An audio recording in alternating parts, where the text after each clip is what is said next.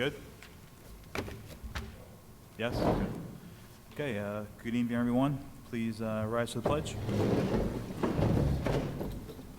Pledge allegiance to the flag of the United States of America and to the republic for which it stands, one nation, under God, indivisible, with liberty and justice for all.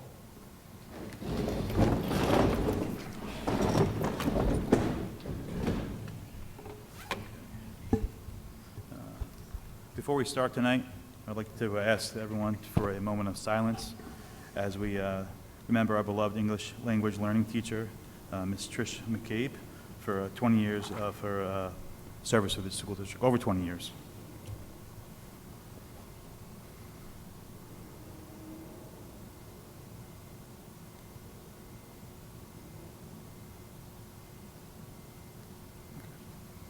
Thank you very much. Okay.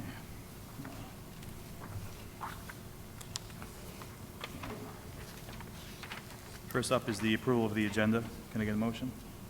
Rob, second. Tom. Any discussion or questions? No. Okay to vote? All in favor? 6-0 approved. Next up is the superintendent's report. Mr. Poole. Thank you, Mr. President. Good evening, everyone. So I just want to note it has just been a great start to the school year. Very proud of our students that they've embarked on the school year. We see excited students in classrooms. They have adapted very well to the new procedures and health and safety protocols in the school district. Honestly, walking through the buildings and seeing classrooms, it's really striking how close to normal we are with our students in classrooms and teaching and learning underway. It's truly been a community effort. Students have been arriving with their attestation forms. They really seem eager to start the day. Parents are communicating regularly with our nurse's office proactively. Our regular curriculum is underway with all students receiving the services they need every day, whether it's special education or English language learning. It's just rewarding to see even the regular curriculum underway, even such a small thing as a small moments units in narrative writing at Miller Avenue, which is what we normally would do at this time of the school year. So really filled with gratitude for the board, faculty, staff, and our community. Just a job well done, to start the school year off with. So I also want to start with a few congratulations. High school senior Owen Barron has been named a commended student in the National Merit Scholarship Program. This recognition places Owen in the top 2% of the over 1.5 million students that completed the PSAT last year. Congratulations to Owen for this amazing accomplishment. And the following students have been recognized by NYSSMA as all-state students. Dan Julian for the jazz baritone and jazz alto saxophone, so 2 instruments for Dan. Sarah Krasinski for violin, Grace McMillan for alto 2, and Mika Misawa for violin. So congratulations to those 4 students.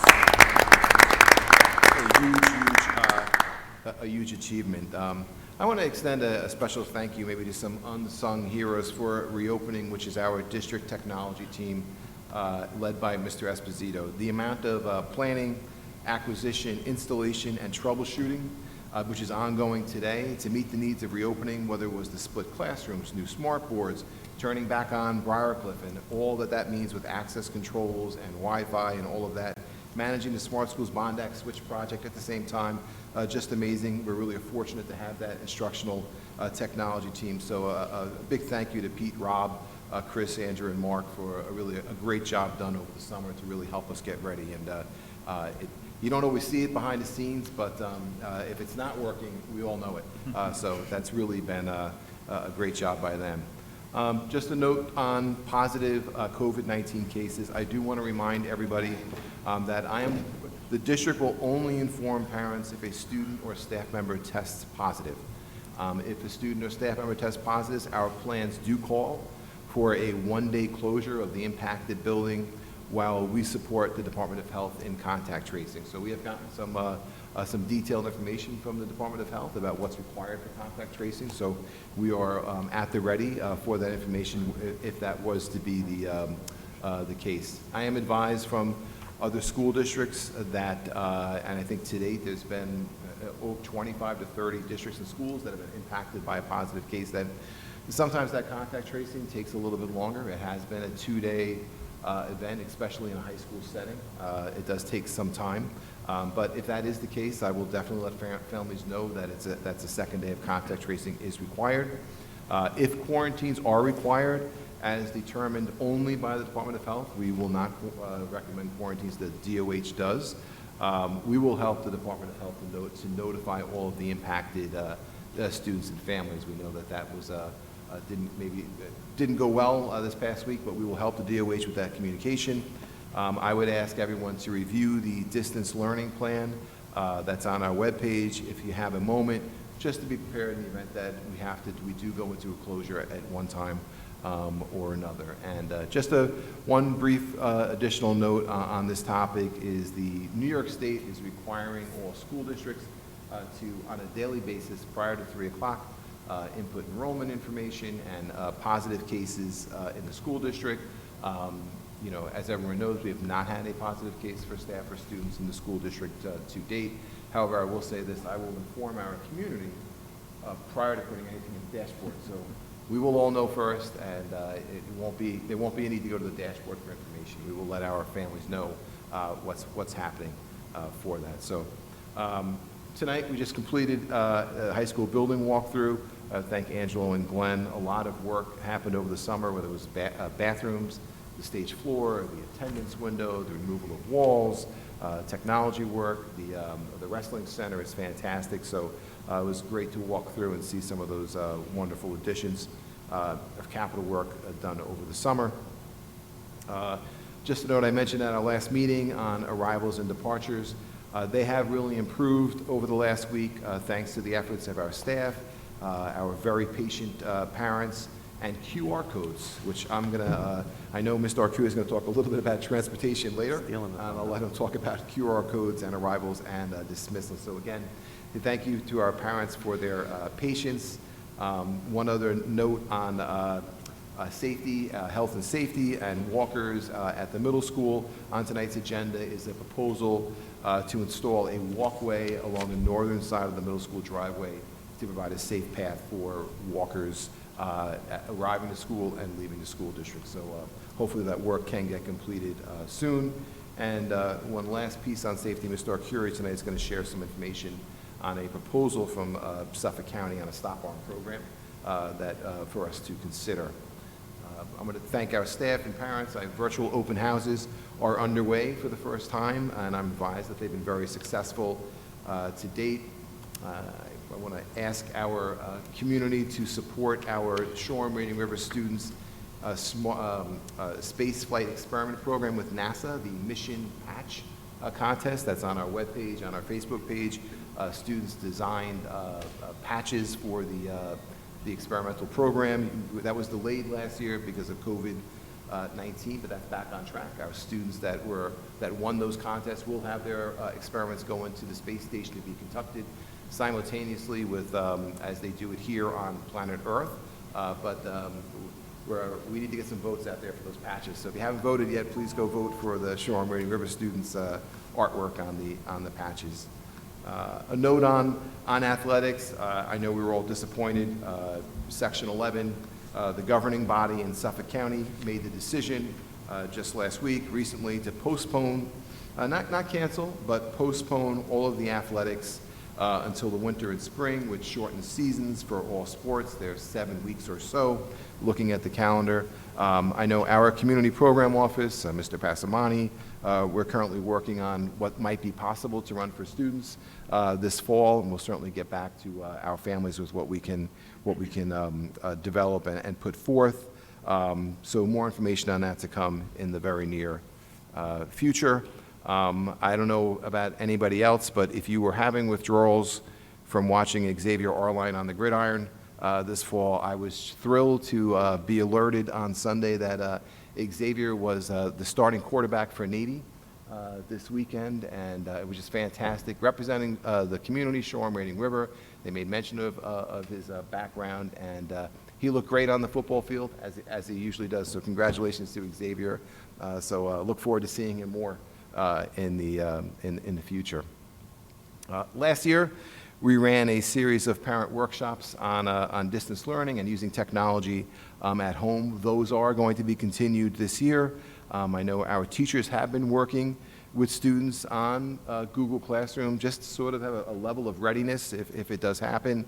But we want to schedule some workshops for parents. I know 2 are being scheduled, just if everyone wants to mark their calendar. There will be one on October 13th at 7 p.m. More information to come on technology-infused learning from the student perspective.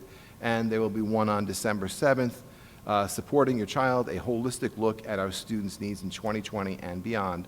And that's on 12/7. Both of them start at 7 p.m. A note on social and emotional needs of students. I do hear our students are happy. They really are excited to be back, smiles. But SEL, social and emotional needs, was a priority at the start of the school year. The SEL Reopening Committee developed a survey that did go out. Those were reviewed by our teachers, our administrators, and building psychologists, and the parents that indicated they needed additional assistance for students for particular reasons have been contacted by our building psychologists. They are following up, and thank you to the parents that shared that information. Additionally, that over the summer, lessons for SEL were developed for elementary students related to reopening, and I hear those were a big hit among our students. Everything comes with a silver lining. I don't know if everybody in the community has noticed or the board has noticed, but there are a lot of classes outside on a more regular basis at the start of the school year, at the high school, at the middle school, at Wading River, Miller Avenue, whether it's outside here for a science experiment, or it's reading a book or doing writing outside. So maybe a little bit of silver lining is that students are getting outside a little bit more during the school day, and we did encourage that, and I'm glad to see that teachers and students are taking advantage of that. With many new teaching staff across the school district, professional development is underway for them, especially at the elementary level. I'll thank Mr. Meinster, Mr. Altoff, our directors. We had new teacher workshops at the start of the school year. Just last week, after school, new teachers come to workshops on a regular basis, and our new teachers also had the opportunity to connect with a Teachers College Reading and Writing Project staff developer, this week. So, been a great start to the school year. Briarcliff is running very smoothly. There's nothing better than starting your morning watching kindergartners arrive off the bus or out of their parents' car, going to the Briarcliff building. Really great to see. Great learning space. Students here are just fantastic, including our kindergarten students that are really able to follow the district protocol. So, great start to the school year, and I just want to end with I think we occasionally, the board, myself, administration, get a really nice thank you from parents, community members about reopening school, and I just want to share a few comments from a parent that we got this week that sort of give a little bit of a feel for school and how well received things are going so far at all ends. So the parent writes, the last 2 weeks have been truly wonderful for our daughter, who comes home bursting with excitement every afternoon, talking incessantly about her day at school, about the new friends she's made, how much she loves her teacher, who has helped to turn our daughter's passion for learning into a passion for school, even in the middle of a global health crisis. It's been a reassuring experience for 2 anxious parents sending their first child off to school in the middle of a pandemic, everything from the quantity and quality of the communication to the drop-off and pickup process. Our dog looks forward to seeing his new best friend, Mr. P, each morning. And of course, our daughter's in-class experiences have been nothing short of phenomenal, especially considering the challenge you all faced heading into the school year. And I will say that kind of feedback makes all of the work, the implementation, the planning, all of our meetings over the summer just incredibly worthwhile, as it is seeing the students and staff back in school. So, and that concludes my report. Thank you. Great. Thank you, Mr. Poole. I could add to that I think a lot of parents and even students have taken coming to school for granted all these years, and I see with my own kids the excitement being back with their friends and being able to attend in person 5 days a week. So it's been a great 2 weeks. Okay, any opportunity for board members? Okay. Any statements from residents? No. Okay. All right, next up is reports and reviews.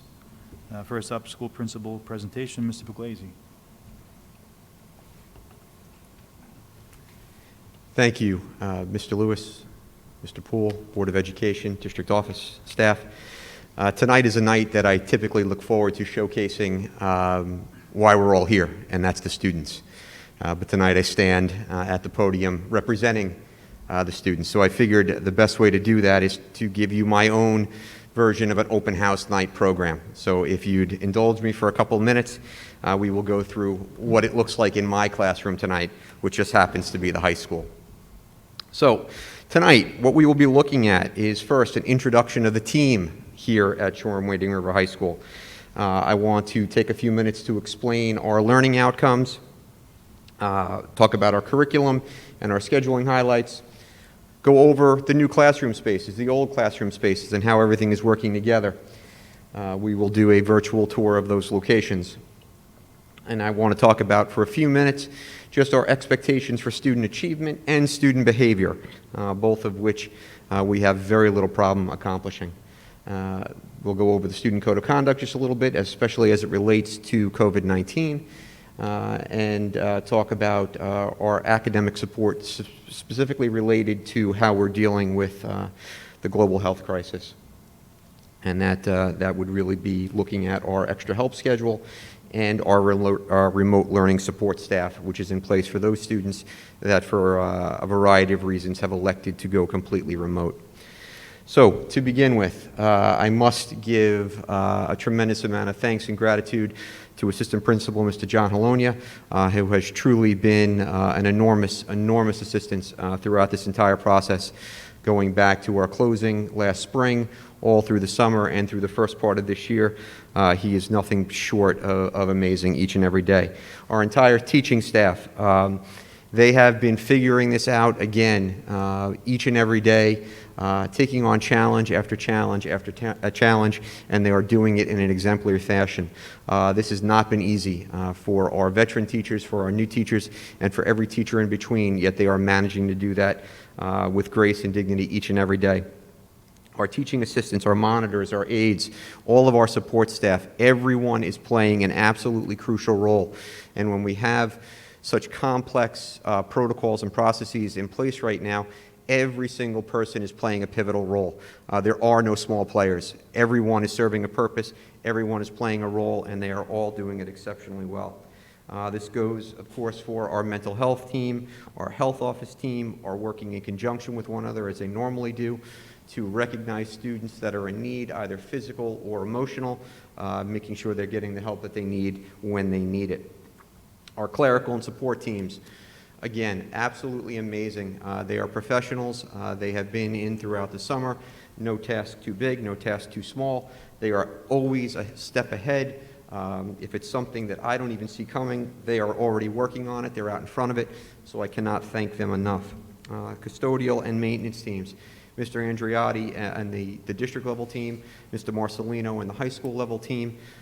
This has been a tremendous lift, getting the building ready for the start of school and maintaining the building each and every day has been a tremendous effort on their behalf, and I can't really thank them enough.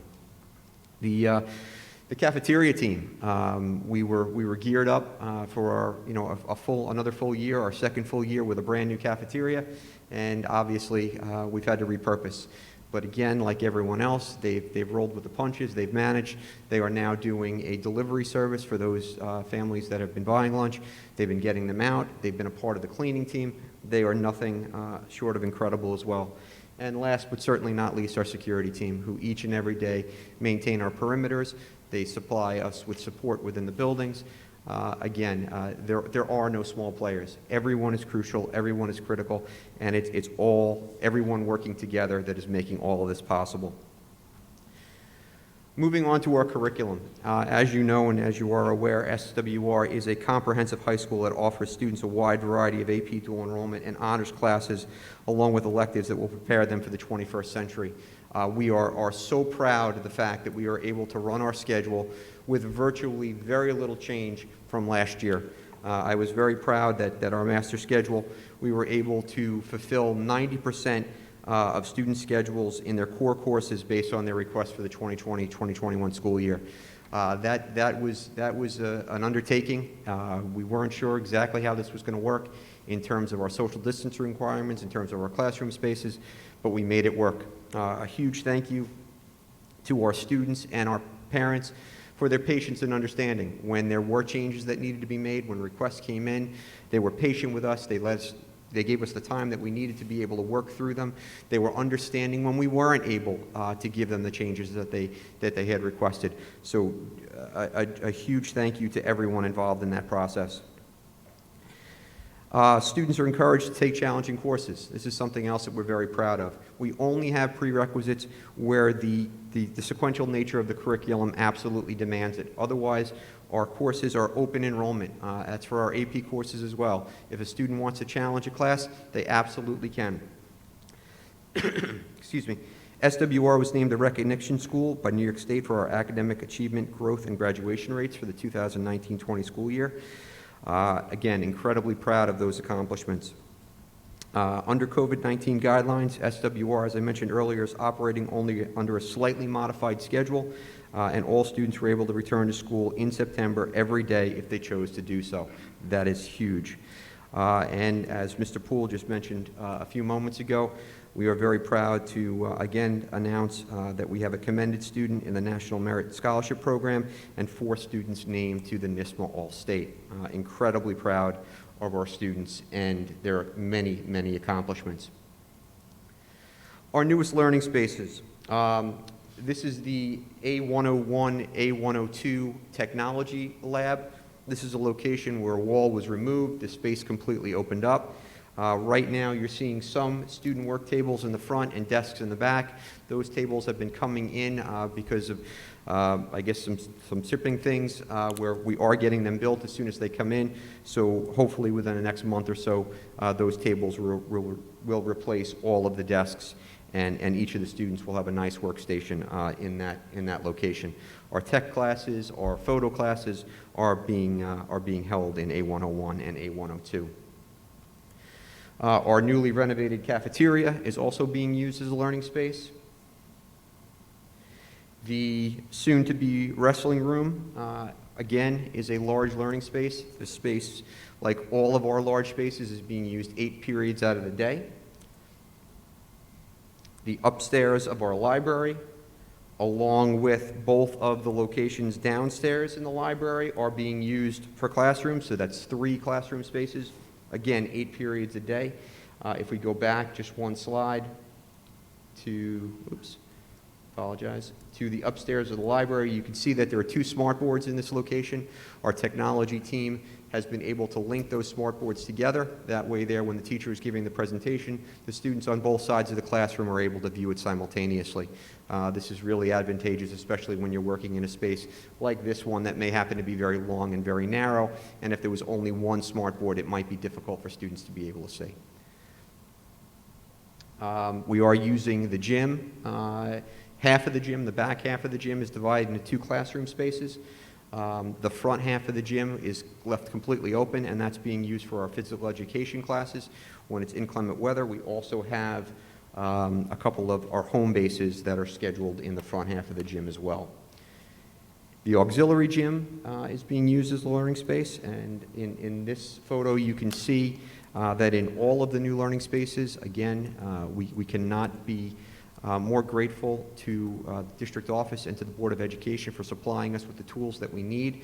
Each of these spaces was given a new smartboard, and we were able to obtain 4x8 large whiteboards as well, so the teachers have both mediums to be able to present material to their students. The auditorium stage, the 2 rear instructional centers are being used for classes. The rear instructional spaces are a little bit smaller in size. Those are between 17 and 20 per course. The main area up on the stage is more like 25. So these are the spaces that we were able to use to get more students in the classes. Our band and orchestra rooms are also being used both for music classes and for regular classes throughout the day. You can see in this photo what we were able to do here. The black plastic chairs are the chairs that are being used for our music students, and the chairs with the foldable chairs with the desk are being used for our regular classes. So especially in the band room, this happens to be in the orchestra room, but in the band room where a 12-foot social spacing was required for the students to be able to play their instruments, we were able to space those chairs along with the folding desk chairs. That way there everyone knew which chairs they were able to sit in depending on which class they were in. Last but not least, or actually second to last, our art rooms, fortunately, were large enough to be able to keep them pretty much as it was based on their enrollments. So art classes were able to socially distance. We just had to move some tables around, space the kids out, and each student has an ample amount of workspace to be able to work within those locations. Upstairs and downstairs in our A, B, and C wings, we took walls down, we converted classroom spaces. In areas where we were able to double the size of a room, we were able to put a regular size roster in that room. This is an example of a smaller space that was left alone, and again, we have classes that are both larger and smaller, so we needed spaces that could utilize, again, where we had larger rosters and smaller rosters. One of our science classrooms, we were again able to use some of the equipment that was already in place. Based on the size of the room, we were able to use the lab tables that were already there, be able to space those out appropriately, and each student sits at their own lab table in that room. That's science room A106 or 106, and that has 16 science lab stations within that classroom. So that actually worked out very well, where we did not have to bring desks in and we were able to use the tables that had already been there. Our expectations for students, their academic achievement and their behavior. We truly believe that our students come to school each and every day and they're going to strive to do their best. Academic success will come as a result of these efforts. All SWR high school students are expected to treat everyone with dignity and respect. They are also expected to follow our student code of conduct, which again, the vast majority do on a daily basis without having to remind them. Students are expected to follow all procedures and protocols related to COVID-19, including the proper wearing of face masks, arriving to school with a signed COVID-19 symptom screening questionnaire, abiding by social distancing guidelines, and following the prescribed flow of traffic throughout the hallways. Once again, each morning we are incredibly impressed to see the number of students that are coming with their forms, that are wearing their masks, that are following the guidelines in the hallways. Again, the vast majority of our students are doing everything that we ask them to do without having to remind them.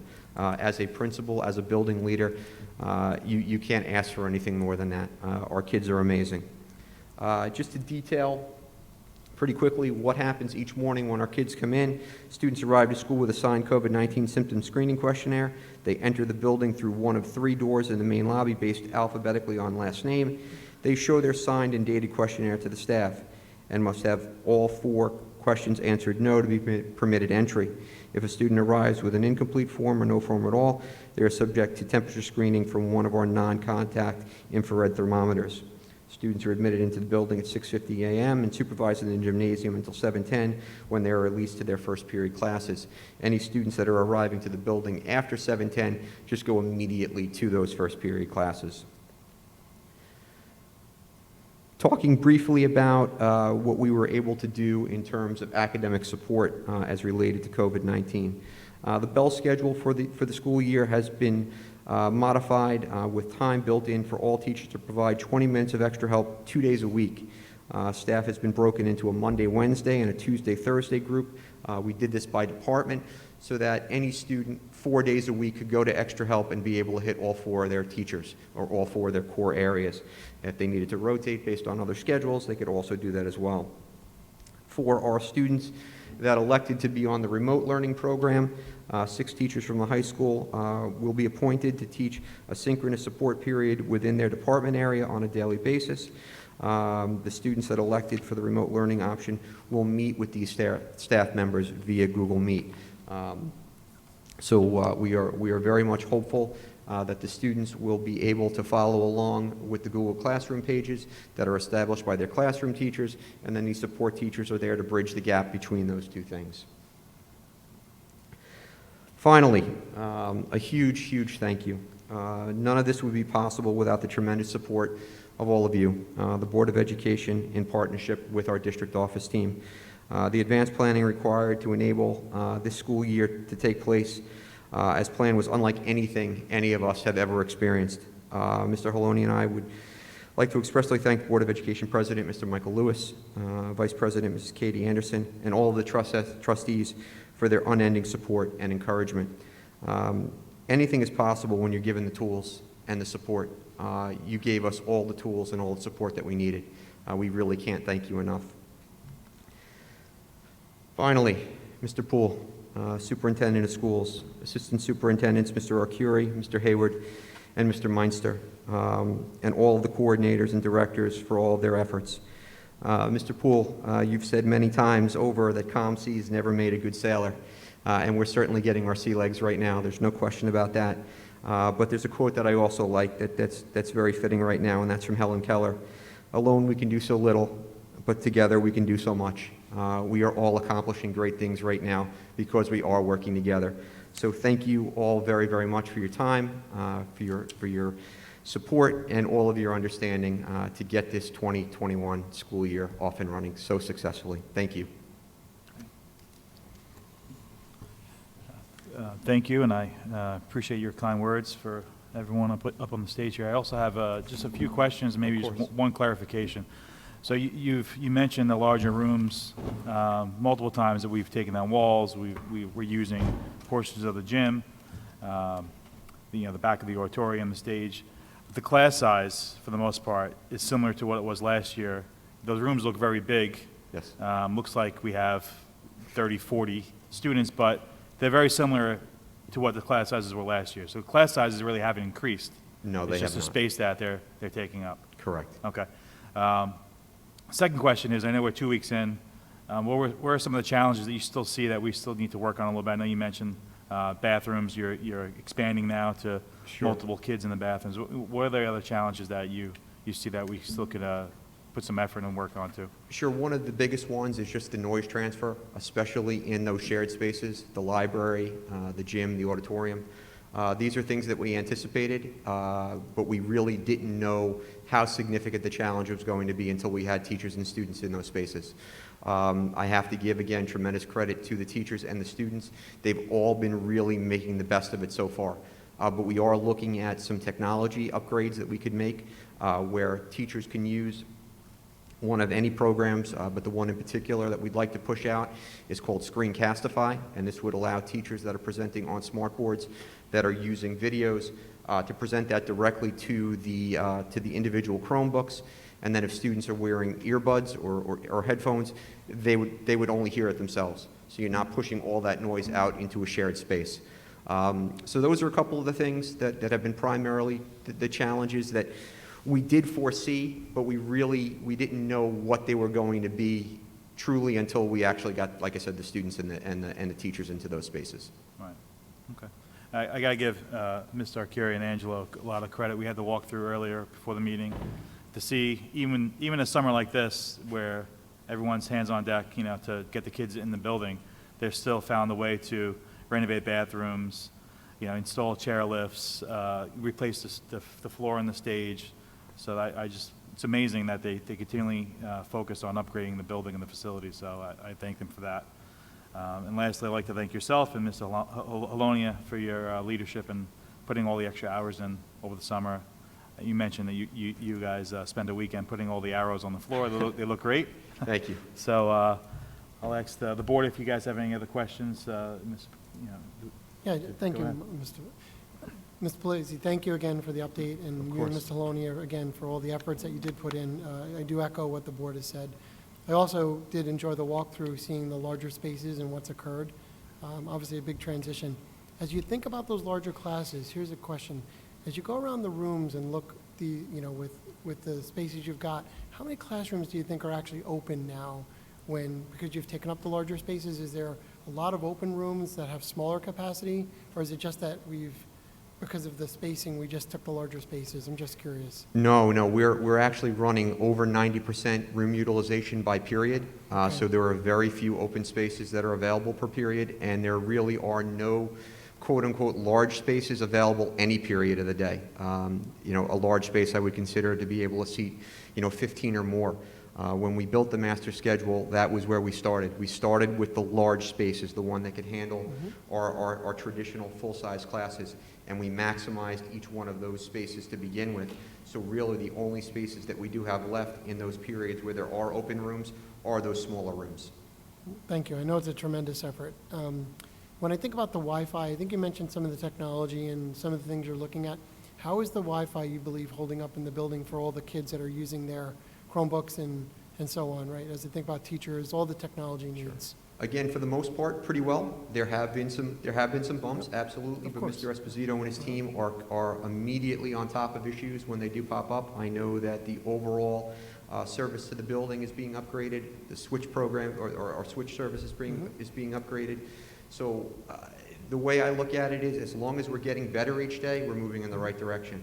And we're certainly not going backwards. So each day it is getting a little bit better. The signals are getting stronger. All those upgrades that are going in are helping. So yes, is it perfect? No. No, of course But not. are we moving in the right direction? Absolutely. Yeah, I just want to add, you may recall, we approved a week or two ago, we're going to double the broadband within the next week and a half or so. That'll be implemented. Is that when it's going in, Mr. Yeah, Floyd? I that was on the wondering, agenda a okay. couple weeks back, but that hasn't rolled out yet, but they're ready. A week or Great. so, we'll No, be able that's to great. double that across the district. No, I think it's great. And look, we're going through a learning process here as well, so I think we have to be patient to your point, but it's good to see the progress. But again, I just want to, again, thank you very much for what you've done. The leadership has been tremendous, so Thank you. good stuff. Good to see the overview tonight. And your Google Classroom looks pretty good. Thank you.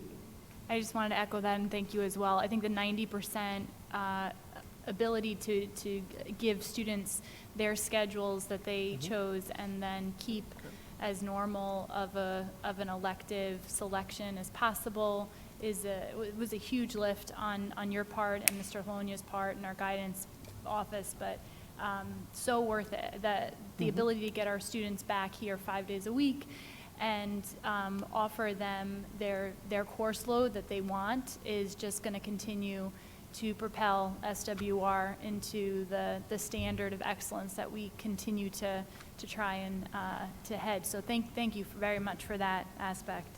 Thank you. Okay. Thanks again. My pleasure. Thank All you right, very much. okay. Thank you. Okay, next up is Ms. Arcuri for the stop arm camera.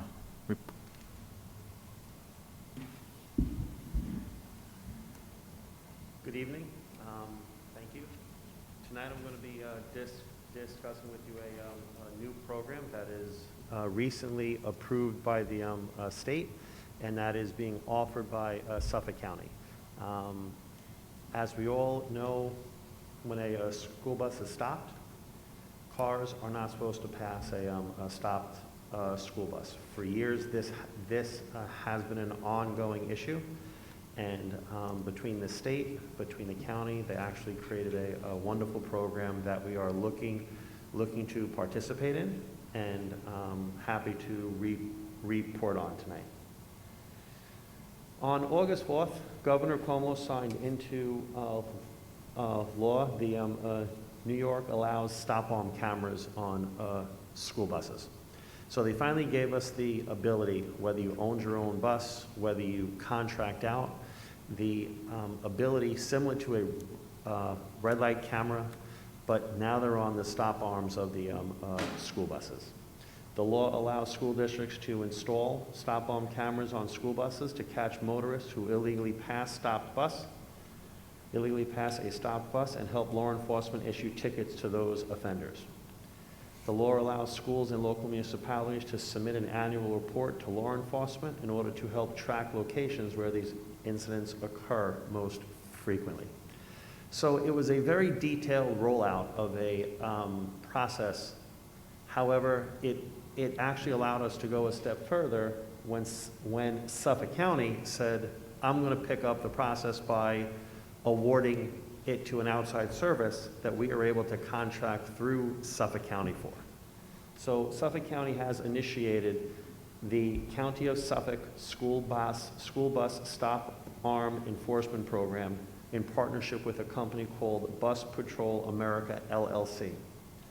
The county will pay Bus Patrol for the installation, maintenance, and use of bus patrol system on the buses the district contracts for with First Student.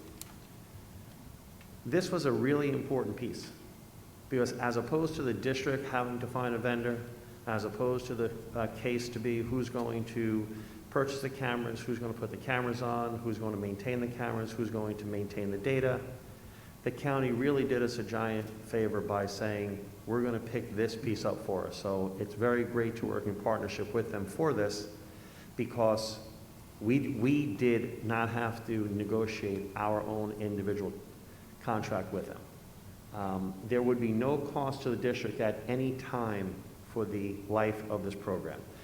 The program is basically funded by the tickets that are going to be eventually sent out to the motorists who are illegally passing buses.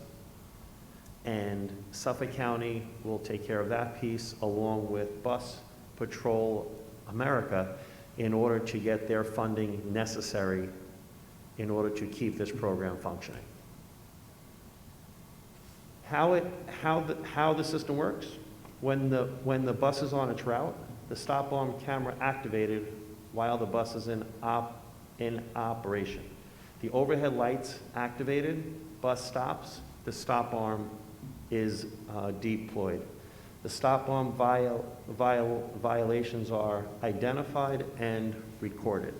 Again, very similar to the red light camera model. The video, the GPS, and other supporting data are sent right at that time directly to the processing center. The bus patrol reviewers compile the video and evidence package. Video and supporting evidence package is sent, in this case, to the Suffolk County Police Department. And then the police will issue a stop arm violation ticket.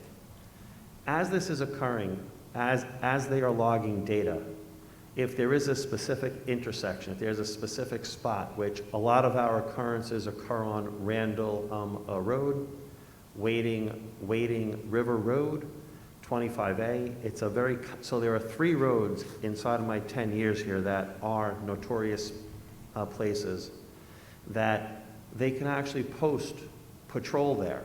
So they can actually post people there based on that data that is actually a real-time data collection point. It isn't me calling up and saying, this keeps on occurring.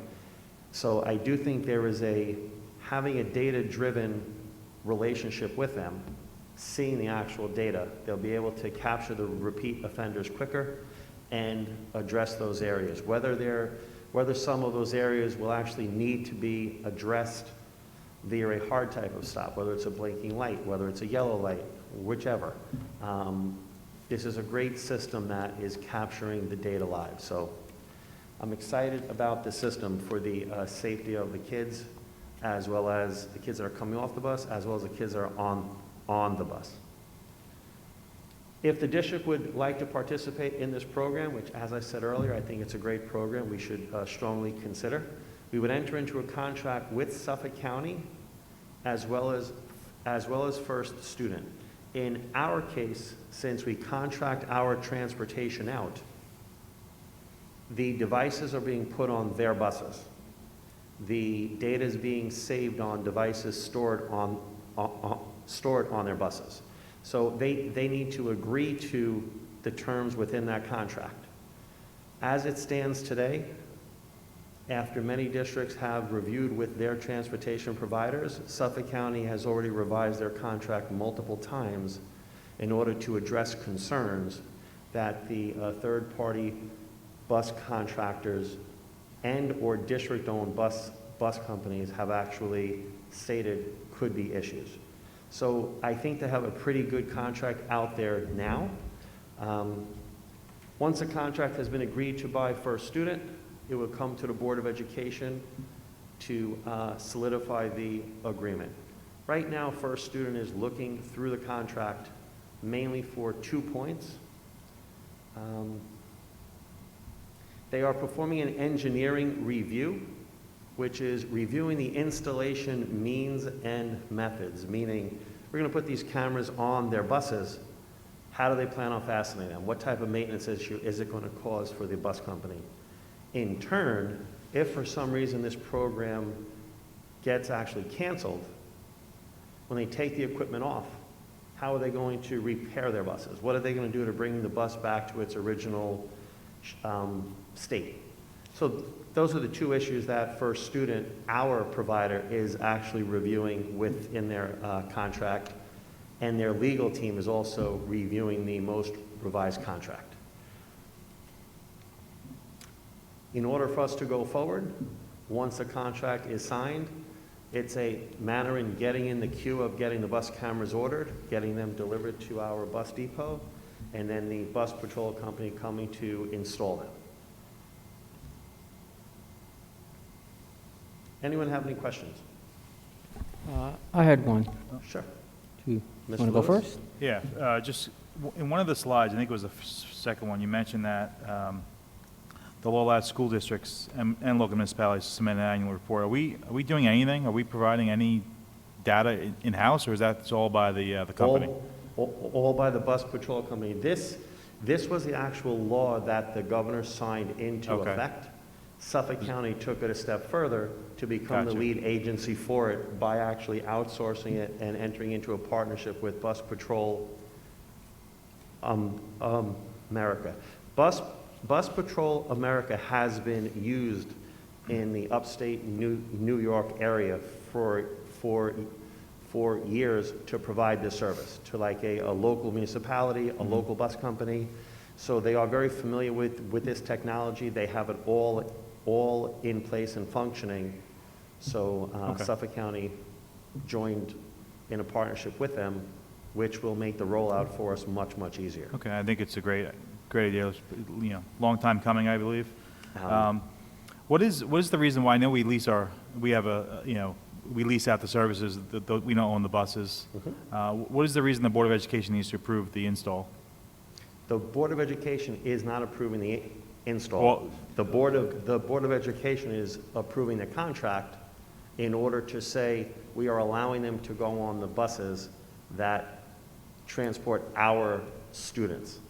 Since we contract with First Student, in order for us to join this program with Suffolk County, we have to enter into an agreement with Suffolk County. Okay, Did that make sense for you? somewhat. Sorry. Yeah, it's, nothing from you. It just, go ahead, Henry. So I spent a little time just looking at the law, and it's basically the state law, and Suffolk County is participating, it's allowing us to do that. I'm not sure if in other districts throughout the state, they're participating directly with these other, I guess this is bus patrols, but there's other vendors, I suppose, that Yes, are out there is. there. So in the event that we wanted to back out of this because another vendor approached us directly and the terms were better, what consideration, is our legal group looking at in terms of being able to back out of this agreement? We could always cancel it. The only way that terms could be better is if someone's going to write me a check, because right now there is no cost to us. They are taking all of the processing over on their side, and I don't foresee this becoming a revenue-generating process for a school district, because then we would have to enter into an agreement with the Suffolk County Police Department in order to do the quote-quote billing or the quote-quote ticketing. So I would love to see a better process come out that will give us funding, but something that is no cost to us and brings additional safety. I'm not saying that it cannot happen, but with Suffolk County's purchasing power behind them, I think they picked a great company. I think they picked a seamless approach for us to get into it. It's one of their cooperative purchasing systems that they've been looking to do, and I think this is definitely one of them. Yeah, no, However, it is a I agree. cancelable agreement. It is a cancelable agreement. It's an annual agreement. Yeah, I think from the safety perspective right now, that's the win. Correct. I just wanted to understand if we wanted to back out, if there was another vendor in the future that proposed terms that would allow us to generate revenue, that would be also good.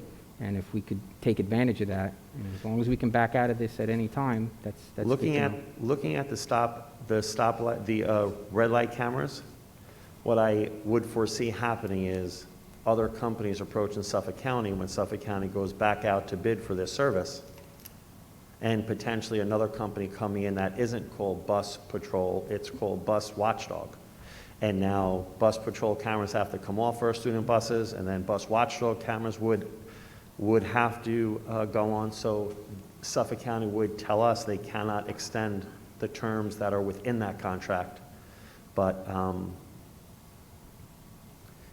Okay. I'm not saying that it cannot happen. I'm just, I would love to see us generate revenue from it, sure. but Yeah, something- from a safety perspective, I'm behind this 100%.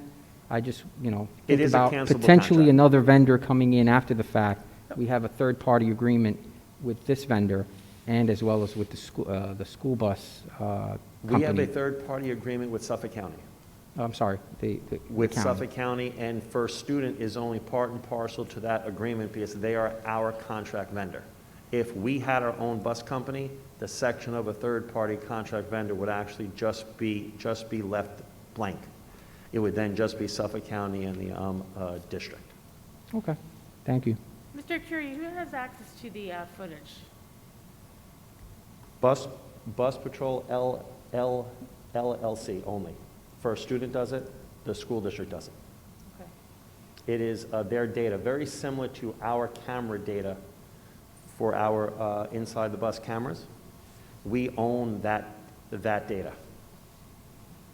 Mr. Curie, I just have one more question, and I don't know if you know the details to the specifics, but some of these vendors, I use William Floyd as an example, that parkway, right? A lot of times you might be headed south. Any of those cars or vehicles that are headed north, in theory, should be stopping, even though there's that median in between. Some of these have the capability of going over at least 5 lanes. So, at least on some of these major thoroughfares, there's the potential there that you're actually going to be capturing people even on the other side of the median, right? Okay, and that would probably be Especially true with on this one? 25A, yep. Okay, Over by the firehouse there. perfect. Thank you. One last question. If, with the data you're collecting, if you have an area where you're seeing a high volume of cars passing illegally, would they maybe reach out and say, maybe we want to change the bus stop? Is that some collaborative results of the data? Okay. They're going to point us, they're going to give us the ability for that high location events.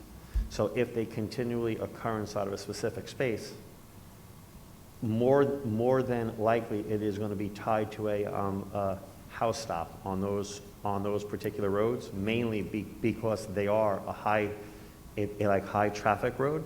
So I probably would not be able to change the stop, but I would then work with Suffolk County Police Department as I currently do. Randall Road, a little bit north of where the middle school is. I have worked with the 7th Precinct for multiple years, and they help me get the repeat offenders. They get it under control within a couple of weeks. You get the same ticket 3 different times, you will eventually learn quickly. But here now, I don't have to wait for parent phone calls. Right. It is a data collection that I'm sure Bus Patrol will actually get a repeat offender, a repeat location alert that will allow us to know this continues to happen, put extra vigilance there. Right now, I'm counting on the parents at the bus stop and/or the bus driver. Okay. All right. So how soon do you think we'll see something, a resolution? First, in fairness to First Student, they've been very, very focused on the first 2 weeks of school inside of the island for all of their places. So we are just getting into our what I call the third week transportation patterns. We're coming down. So hopefully within the next week to 10 days, they should be able to focus, get their engineering outcomes for it, and hopefully get it finalized. Okay, great. Any other questions? Good. All right. Thank you. I think you're still up there, right? Yes. Oh, no, it says, no, he is? No, it says you. It says Mr. Poole here. Mr. Poole wants to give a transportation update? I can start. No, that's fine. I'll be happy. Yeah, happy Mr. to do Alcieri, it. transportation update. Thank you.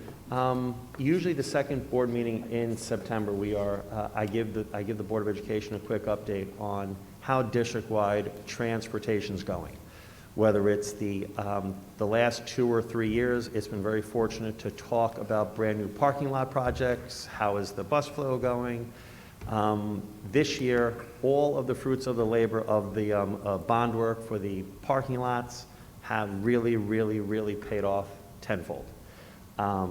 This year we never prepared and never would have planned for 160 cars at the Wading River parking lot for 200 kids the first 2 days of school. However, with super patient parents, super staff, we were able to handle 160 cars, 125 cars at the Miller Avenue lot. The cars were backed up to Bake Whiz Farms on 25A, as well as across the Sod Farm or the Solar Farm on 25A for Miller Avenue. So since then, things have gotten tremendously streamlined. We have transportation down to maximum of an 8 to 10 minute turn around time for the buses. However, the parent pickup continues to get better. We did not design, and I plan on jumping around. I apologize for that, but I'm going to jump to the high school. We never designed for the amount of parents that were coming to pick up. We have always designed a program that was primarily for PM dismissal for the student drivers. The public library patrons usually stay away from the actual dismissal time. But now we are getting a lot of congestion inside of the high school because there's one way in and one way out. So we are working through that. We are working through that again with the cooperation of parents, cooperation of students, cooperation of the staff. And every day, as Mr. Puglisi said earlier, nothing is perfect, but every day it's getting a little bit better. The middle school this year, maybe there were 10 to 12 walkers last year. We technically are a non-walking zone district. We provide 100% busing. However, kids have always walked. If they actually lived a block away, middle school, they actually walked home to Cooper Street. Now it's a challenge. There are a lot of cars coming in. We are on tonight's agenda. There is a resolution in order to construct a walking path on the north side of the entrance to the middle school. So if you're coming from the sidewalk, you have the ability to stay off of the main road that comes into the building in order to be away from the cars. That was something that we were waiting to incorporate into a larger parking lot project, but due to its immediate need, we have taken funding that was originally set aside for it in the 2012 Health and Safety proposition. We're going to use it now. That will definitely alleviate the parental concern, the phone calls that I'm getting. There are kids walking between cars. There's a high volume of kids. Again, prior to this September, we never had this type of volume, never had this type of volume of parent pickup. Even at the middle school, that was always the school that had the most challenging parental drop-off in the morning. I used to see an 85 to 88% bus ridership for the PM. Take out the sports program, so I don't have a late bus. They're all convergent. So it's the form of a perfect storm of getting a lot of volume and traffic, but we are weathering the storm great. Like I said, the parents are super, super patient. The kids are super. Each building has a process in order to release the parent pickup kids, the walkers. It is a controlled release. They're all accounted for. And I think it's critical to know that we added a bus run for the Briarcliff building that was attached to the Miller Avenue run. And even a bus that starts at Briarcliff, the first kid gets on for their dismissal, and by the last kid getting off at the end of that run, I do not have a run that's greater than 58 minutes. I'm down to, this week alone, just the past 2 days, my longest route is 54 minutes. That's my longest route, doing 2 buildings from the first child that gets on at Briarcliff to the last child getting off. That's a fantastic thing to know we added a full school. We didn't change start times, we didn't change parents' lives of having bus stops and multiple times at bus stops. Again, it's a great testament to the staff, the students, the parents, because the parents at Briarcliff that are picking up are staggering their pickup from the buses. I myself have spoken to a number of parents that are very fortunate to have a child in Briarcliff, in Miller Avenue, and in Wading River. So they have to get the 3 schools all with the same pickup time. So in order to get to Briarcliff first, they got their pattern down. Miller Avenue goes through 66 cars now in 14 minutes. They do that because with the help of Dr. Meyer, Mrs. Smith, the building principal, created a system where each student had a QR code attached to them. So when a parent is coming into the parking lot to pick their child up, as opposed to taking the parent's name and then the teacher's name in order to know what student that they're picking up. Now with this simple app, they scan this, the parent has a card, they scan it, it populates a chart where the kids are staged inside the gym, and there are staff inside the gym queuing those students up so that they could be walked out for that parent pickup. And what went from over an hour the first week of school, it's over in 20 minutes at Miller Avenue. Now we're rolling that QR code process out at the Wading River building starting Thursday. That took a technology team in order to extend the wireless access outside. It took Dr. Meyer, it took a printing team, but we did that all in-house within 2 weeks. So I think transportation this year is going great. Parents are calling with minimal changes to their bus routes because they understand that we are maximizing the bus capacity at 44 students, 2 students to a seat. We are seeing buses that have ridership as high as 38, 39 kids, and I have one bus where there could be 1 kid on it. So it's still staggering, but parent drop-off is starting to diminish. It's starting to get a little old, where they're waiting on the lines and they're dropping their kids off. They're starting to see the buses are working out well. The students that are getting on the buses are wearing their masks. I did make one change from what I publicly stated inside of August. I said all kids were loaded from the back of the bus frontwards. It was safer to keep the kindergartners up at the front of the bus. It was safer because you could see them better. It's better for the driver to see them on their drive from Miller Avenue to Briarcliff with just the kindergartners in the bus, and then from Briarcliff to Miller Avenue. But that is working out. The windows are being cracked open, the students are in, and the kids just get on the bus, and the kids then get off of the bus.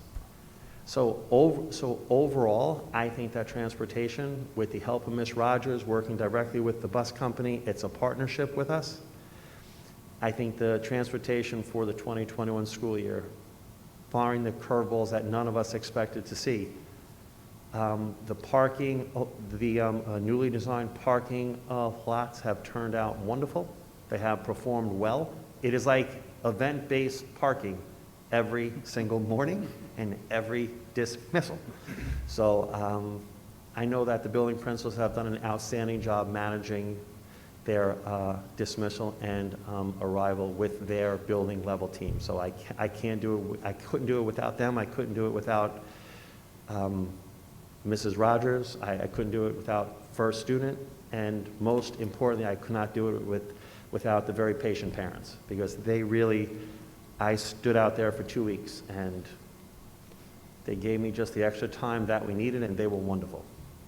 I can only speak about Wading River School and Prodell Middle School, and, you know, I've done quite a few drop-offs in the mornings and pickups in the afternoon, and for me, it's been a very positive experience. I really have not had or seen any major issues. I can't speak about the first week. I didn't do the first week. My wife did that, so maybe it's gotten much better than then, but, you know, just driving into Wading River, the supervision of the personnel that are just around the school is phenomenal. It really is. you know, you can really see the care and safety that's taken.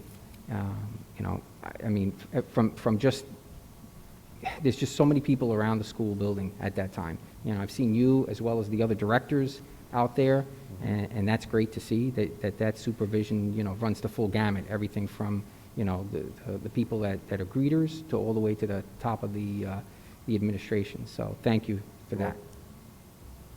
Yeah, I definitely can attest to it's taken a quarter of the time that it did in the first week to pick my students up. My family has kids in every building except Briarcliff, and so I can't speak to how Briarcliff is going, but I personally have seen just tremendous effort at the other 4 buildings, and I'm really amazed at how well the QR code has worked, and I'm excited that it's going to be initiated at Wading River. I can't imagine the Wi-Fi extension, how challenging that might have been. I know my phone doesn't work at Wading River, so that's a bit of a dead zone, and if that goes off without a hitch, I can imagine that will be even quicker. I don't even want to imagine what the process would be without these updated parking lots, but Neither do I. it's worked out beautifully, and I really commend you and all of our staff that's involved, because it could have been a nightmare, but the constant shifting and pivoting and changing and thinking outside the box and everybody's patience, it's worked out really well, really, really well. Thank you. And you have that beautiful cupola now at Wading River. So are you using that for the extension of the Wi-Fi? No, I have it currently mounted under the outside air conditioner because it was functioned as get it done before 5 o'clock tonight. Okay. So we're getting there. I look forward to the QR, because like I said, it's It's to an me, exciting it's been thing. great. It's been I almost want to say it's been a pleasure picking up my kids at school, you know, so it really is. I do have a beautiful bus in case they want to Yeah, ride it, though. the busing I has just been want you great. to know that. I can attest to the busing. Bus stops are great. Kids walking home from the bus stop, even better. But the QR codes, will all the students get assigned a QR code, or is it just kids who are getting dropped off and picked up? But right now, it is just for the it is just for the pickup. So again, my kids take the bus, but if I needed to pick up my kid at school one day, would I You're not? in the middle school? Middle school or Wading River? Wading River, you should be receiving one. So every student will get one, regardless whether they Inside take the the bus or Miller not? Avenue and Wading Gotcha. River buildings. I have yet to consider rolling out for Briarcliff. It's seen the kindergarten pattern. Mr. Passamonte and the team there has done an outstanding job on their own.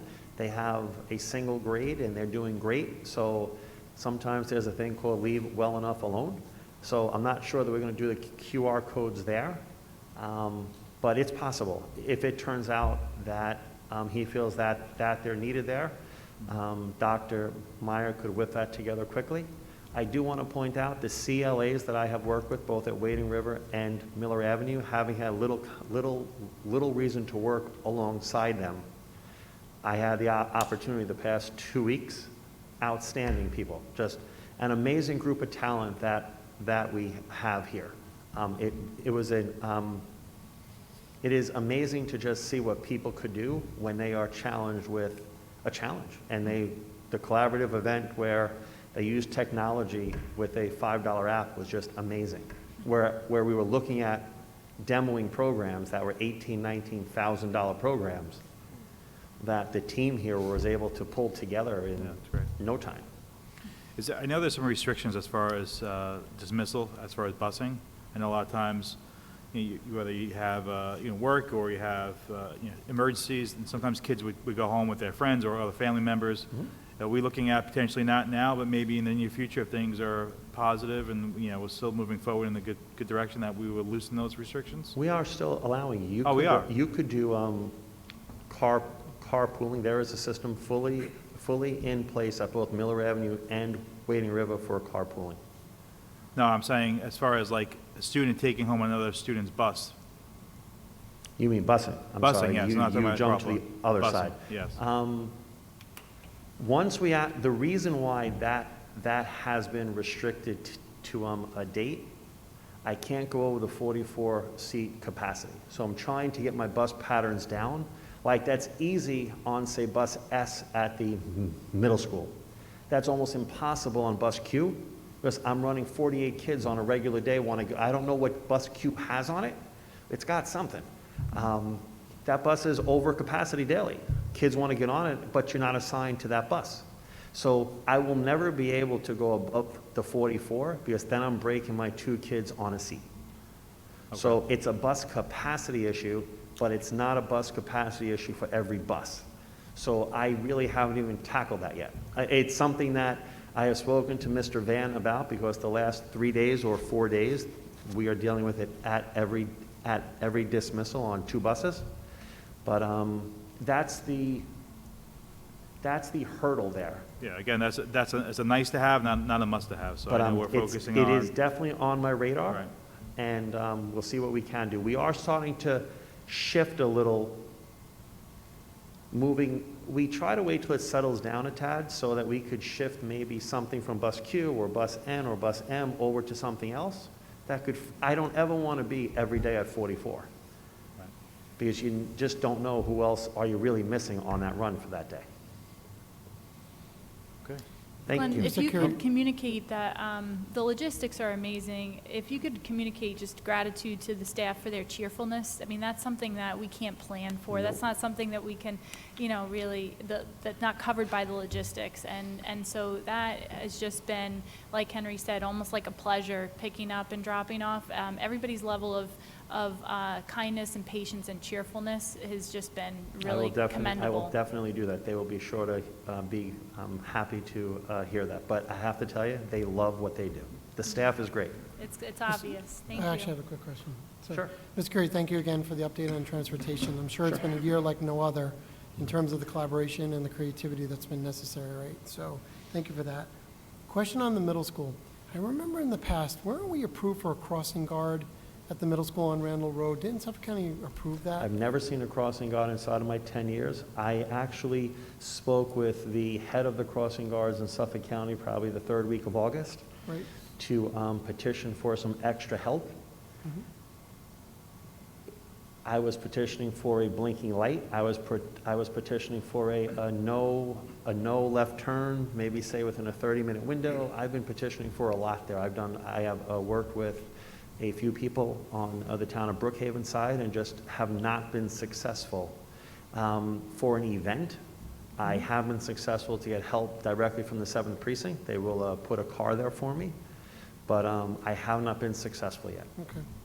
The other question was, the turning off of Randall into the middle school? Mhm. So I know the Brookhaven put that sidewalk in. Mhm. It's similar to the request. Did we ever ask Brookhaven to make a turning lane or open that up? Whose discretion is that? Is that the school district's? You're on Randall Road now? On Randall Road, so you're making a right, you're heading That would- southbound? That into would the- definitely be the town of Brookhaven Traffic Department. I was just thinking. I 'cause have never know- asked that.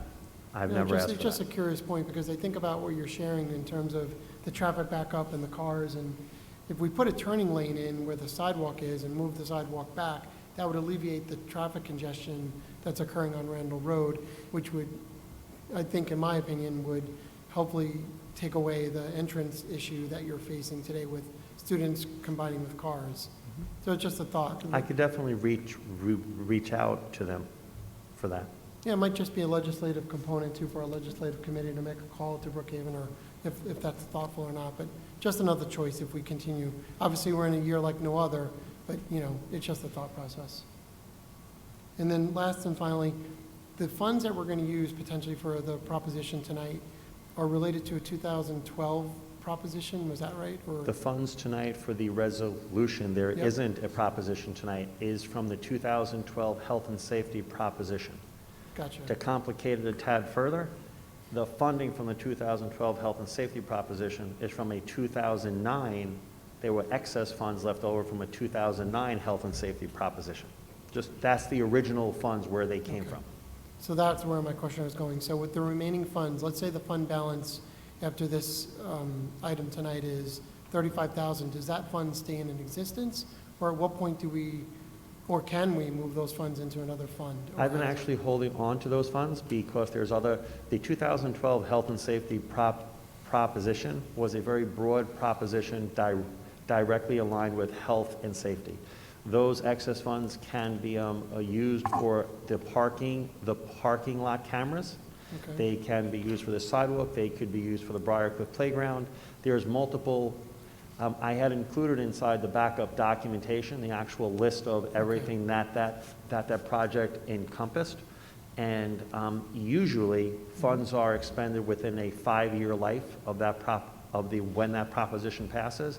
I've been explaining to the auditors there's been quite a level of uncertainty as I've been doing parking lots annually that were tied to the bond. I was really waiting to see what were our essential needs, and they've been working with us to know that the funds remain inside the capital fund, tagged to the 2012 health and safety proposition, and I could assure you, I have no lack for cameras inside the parking lot, both at the high school, the Miller Avenue, and Wading River Schools. We did pull the conduits in order to get the wires. We did put them in before we did the parking lots themselves. But I would love to get a few cameras there, so I assure you I will be able to spend that money quickly. Okay, great. Thank you. Yep. Thank you. Thank you. Okay, next up, votes and resolutions. First up is the approval of July 2020 Treasurer's Report. Can I get a motion? Katie, second. Henry, any discussion or questions? Okay to vote? All in favor? 6-0 approved. Approval of CPSE, CSE, and 504 meeting summary memo dated September 15th, 2020. Can I get a motion? Tom, second. Megan, any discussion or questions? Nope. Okay to vote? All in favor? 6-0 approved. We have a bunch of meeting minutes now. Approval of July 2nd, 2020 executive session minutes. Can I get a motion? Katie, second. Tom, any discussion or questions? No. Okay to vote? All in favor? 6-0 approved. Approval of July 20th, 2020 executive session minutes. Can I get a motion? Tom, second. Katie, any discussion or questions? No. Okay to vote? All in favor? 6-0 approved. Approval of July 23rd, 2020 regular public session meeting minutes. Can I get a motion? Henry, second. Katie, any discussion or questions? Okay to vote? All in favor? 6-0 approved. Approval of August 5th, 2020 regular public session meeting minutes. Can I get a motion? Henry, second. Tom, any discussion or questions? No. Okay to vote? All in favor? 6-0 approved. Approval of August 18th, 2020 regular public session meeting minutes. Can I get a motion? Tom, second. Katie, any discussion or questions? Okay No. to vote? All in favor? 6-0 approved. Approval of August 20th, 2020 executive session minutes. Can I get a motion? Henry, second. I'm sorry. Tom, second. Megan, any discussion or questions? No. Okay to vote? All in favor? 6-0 approved. Approval of August 24th, 2020 executive session minutes. Can I get a motion? Henry, second. Tom, any discussion or questions? No. Okay to vote? All in favor? 6-0 approved. Just a testament of how many times we met over the summer. That's true. So, I just looked at those. it was a busy one. See, Tom, I told you we only meet a couple times in the summer. 2 times. Just 2 times. You said, you know, how many times we met. You know, it looked- Adoption of resolutions. First up is the Board of Education resolutions. Okay, take them as a block? Yes. Okay. This section includes numbers 2021-067 through 2021-068. Can I get a motion? Tom, second. Katie, any discussion or questions? No. Okay to vote? All in favor? 6-0 approved. Curriculum instruction resolution. Can I get a motion? Number 2021-069. Tom, second. Katie, any discussion or questions? No. Okay to vote? All in favor? 6-0 approved. Human Resources Resolution, number 2021-070. Can I get a motion? Katie, second. Megan, any discussion or questions? Okay to vote? All in favor? 6-0 approved. Business and Operations Resolutions, there's a few. Okay, take them as a block. Yes? Yes. Numbers 2021-071 through 2021-076. Can I get a motion? Katie, second Henry. Any discussion or questions? Tom? Just I think one of the items that we spoke about, if we end up doing something with our own students on the fields, I don't know if these provisions, I don't know what the overriding arching, who gets. I think some of the verbiage in the field use applications usually identify that if there is a school function, Yep, that they would get notified, they would get bumped. okay, So I just wanted to make believe sure. that's in the, okay. Okay. So, great, thank you. any other questions? No. No? Okay to vote, all in favor? 6-0 approved. Personnel, can I get a motion? Tom, second Katie. Any discussion or questions? Tom? Could I just get clarification again? I know on the in-service, we talked about the in-service compensation for the Google Bitmoji classes. So how does in-service work? Do teachers come forward and ask for in-service, or do we offer that? Can I get a little more clarification around that, please? Sure. Thank you. Mr. Meister? So teachers, actually, well, anybody in the staff is able to propose a in-service course that is brought to the staff development committee. And then those courses then get posted through our teacher management system if they're approved that way, and they align with the district's goals for curriculum development and professional development support. And once that happens, then teachers are able to sign up for those.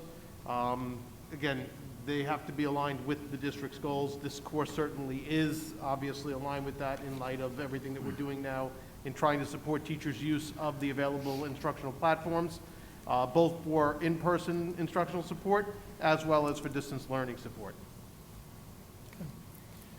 So if I took an in-service course, am I expected to then potentially use that service or whatever it is I've learned then? Or how do we, I guess my thought process is, if you take the course, is that then an expectation that they're going to use that material? Yes, and every single one of the courses that we approve, at least everyone that we've approved in the last several years, is always designed with a specific element of it where there is actually a takeaway that any teacher that's involved in the course is going to come away with that, having created a product and a useful application of that work that they immediately apply in their classrooms. And certainly in the case of this particular course with the Google Classroom and the Bitmojis, this is something that a lot of our teachers have been asking for.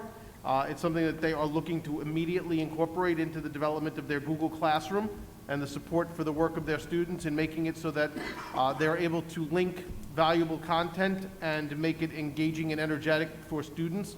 The idea of incorporating an avatar and then embedding it within a Google Classroom, using that to be able to create links to resources that students are asked to be able to use in terms of trying to identify worksheets or any other online digital resources and materials that teachers are going to ask students to complete and return as part of their work in the classroom, is something that we've actually been strongly encouraging, certainly something we want to make sure our staff is very comfortable with, as we obviously may, at some point in time this year, face the need to incorporate the distance learning plan in place where that kind of live dynamic instructional platform is going to be essential.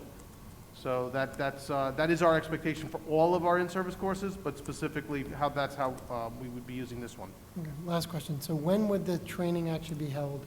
Because I think about faculty meetings versus, we put in these resolutions are usually up to 15 hours. So what are your expectations? Is it a 1-hour faculty meeting? When would training actually occur? Just curious. When does the training occur? Are you talking about for the in-service courses? Yes. Those are outside of the contractual day. In-service courses take place beyond the contractual hours, so those courses take place in late afternoons, evenings, weekends. The teacher that is offering, or the facilitator offering the course, establishes the times that the course will meet. It comes to a total of 15 hours. Teachers are able to then take that either for one in-service credit, or if they are maxed out, they're able to get some compensation for their time, because this is outside of the contractual day. So it's beyond the hours of faculty meetings. This is on their time. that they do this professional development for either credit or compensation. So I appreciate that. So obviously, I'm a big advocate strongly. I always encourage, I think it's great that our professionals train each other. But I guess in this case or in others, I just hope we continue to review these because in my opinion, some of these things could be easily done in a faculty meeting versus us paying for up to 15 hours. I don't know if there's a cap or do we always use 15 hours as the prerequisite? So it's just something that I think we should consider for in-service courses going forward because I don't know how we allocate funds for these. But it seemed like this was a big expense for a little initiative. That's the only thing I'll share. Thank you. So I'd like to figure out at some point how we think about these for 15 hours or less in the future. I don't know what the right answer is there, but. So just to further clarify, so for this particular item, there are 20 or 19 teachers identified. Those are the ones that don't need the in-course credit that are Correct. being paid. There are only. So there could be another 20, 25. Correct, there are Some additional could be teachers- using the credit. Correct. Okay. All right. Okay, thank you. Does anyone else have a question? I just wanted to go back for a minute and ask a question on 2021-072. But you want to go back to a resolution? Yeah, That would, just a question, really. That's the installation of public address system. okay. Go Um, ahead. Sorry, I couldn't see you. We're good to go? Oh. Go ahead. Just, basically, we're extending the public address system to the building. Are there any other considerations we need to have in terms of safety for that building? Whether it's a safety plan for that building? Or is that already incorporated into the high school safety plan? Mr. Arcuri? Yes, the safety plan is already tied into the high school's plan.